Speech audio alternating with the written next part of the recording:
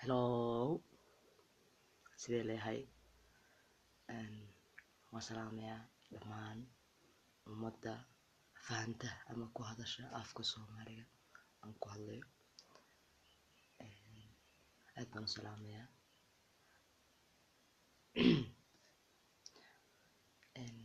Kadib waxaan rabaa Ryan Rage.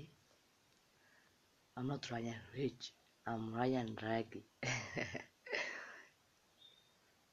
Waxaan rabaa kadib inaan idin sheego ama aan idinkala hadlo wax yar oo ku saabsan kalsoonida nafta, self confidence ama self esteem waxa loo yaqaano afafka kala qalaad loo yiraahdo afka Ingiriisiga. Kalsoonida nafta yaa abuuri kara, inteesa ka imaan kartaa. Kalsoonida naftaada adiga abuuran kara, waxay ku jirtaa gacantaada.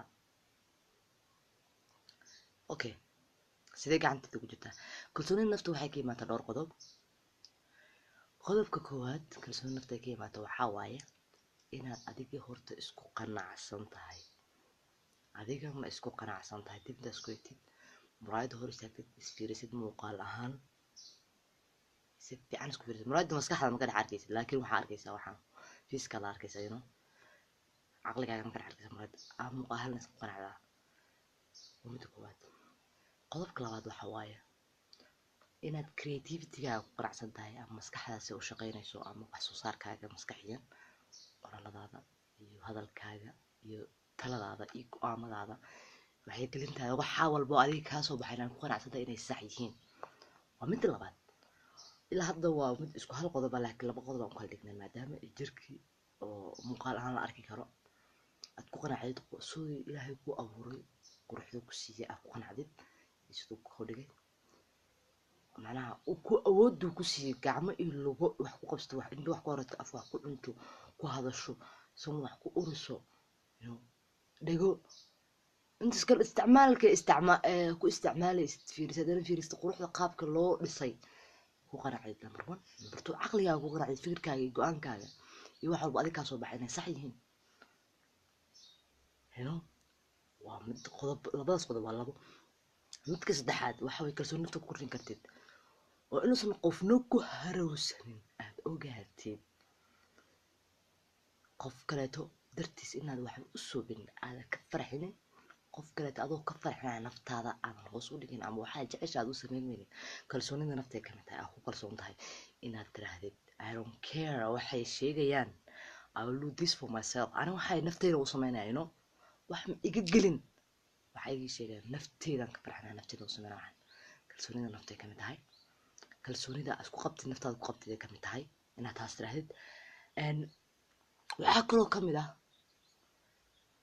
ka mid ah sidaan dhageysta waxaan ku yiri physically, mentally iyo waxa adiga ka soo haro oo dadka kale ay ku sheegayaan inaad dhag u dhigin.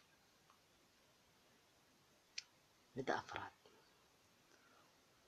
waa inaadan adiga isleedin, aadan khalad isku arkinin. oo waxaan ku yiri midda koowaad waa saxsan tahay isdheh.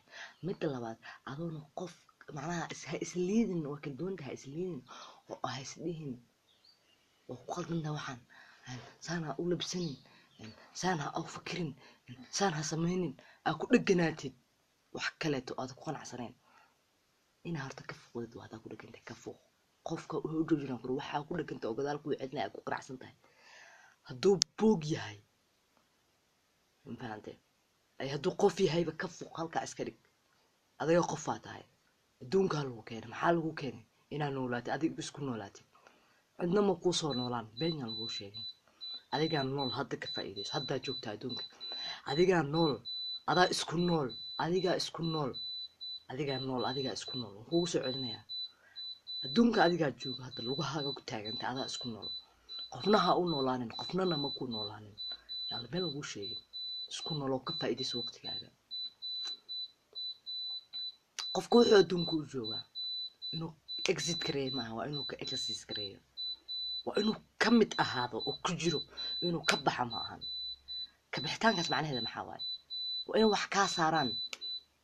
يا مرتي أقولها دون قال إلهي هاي إنه إلهي وحسوسنا ونحريس إنه ليه مركزته وكو إيجانا يا أو نقول ترسانين you know هذا المرض كما قال دارين با because سبب تكو كيني با كجرتا هذه السبب تكو كيني وحسنينيس كفائدة سجرتان كاجا جر هذه إسكو جر قفل بو هذه جر قف هأجرين waxaan ahay waxaan aad ula dhacay fanaanka caanka ah Amerikaanka Drake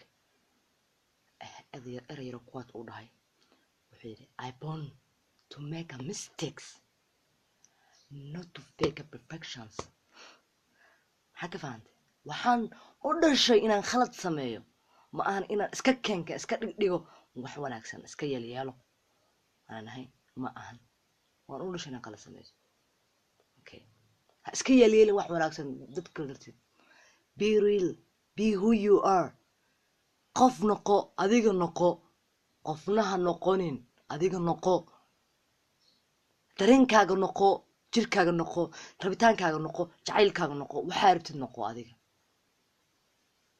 koox waxay yiraahdaan adiga maxaa saan samee dad iska dhigaysa maxaa giisa wax xirta gaal iska dhigay maxaa aniga iga imaatay rabitaankayga jiritaankayga way kamid tahay waxaan iga imaaday way waxa iska dhigay ma ahan waxa iska dhigay haddaan sameyn lahaa khimaaraan soo gashan lahaa adilkaaga farxiyo fuck off my face